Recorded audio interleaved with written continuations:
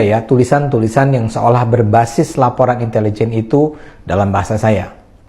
Jadi digambarkan bahwa sejak awal COVID, akhir 2019 sampai Juni 2021, jumlah tentara Cina yang masuk ke Indonesia dengan sepengetahuan dan restu pemerintah Jokowi sudah mencapai 14 juta orang. Menurut laporan intelijen ini, gelombang kedatangan tentara Cina memanfaatkan kelengahan masyarakat Indonesia yang sedang terpusat perhatiannya pada pandemi.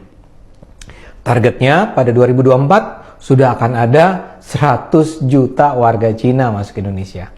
Bayangkan, 100 juta warga Cina. Setiap kali pemerintah memberlakukan PPKM atau PSBB, pada saat itulah tentara merah Cina akan masuk ke Indonesia. Sebagian akan berpura-pura menjadi tenaga kerja asing atau berpura-pura menjadi tenaga kesehatan dengan menggunakan seragam APD, perawat, dokter yang mengenakan masker.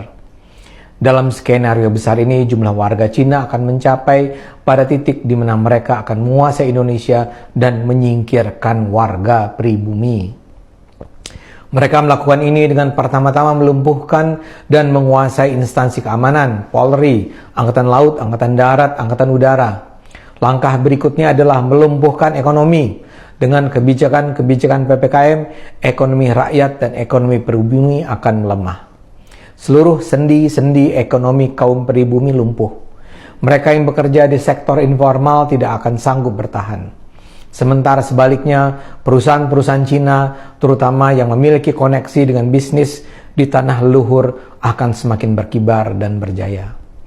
Karena itulah kebijakan PPKM akan terus diperpanjang Jokowi tanpa disadari oleh rakyat yang patuh begitu saja dengan keputusan rezim.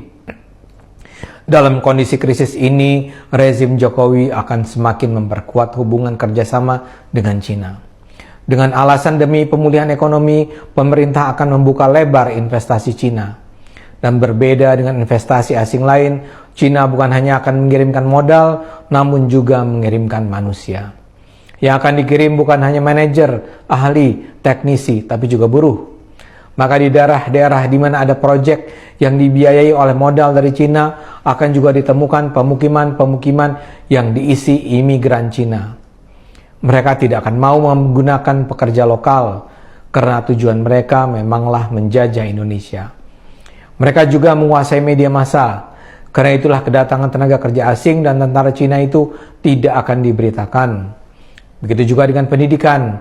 Rakyat pribumi akan diperbodoh dengan sistem pendidikan daring. Anak didik pribumi tidak mampu bersaing karena tidak punya sarana pendidikan yang memadai.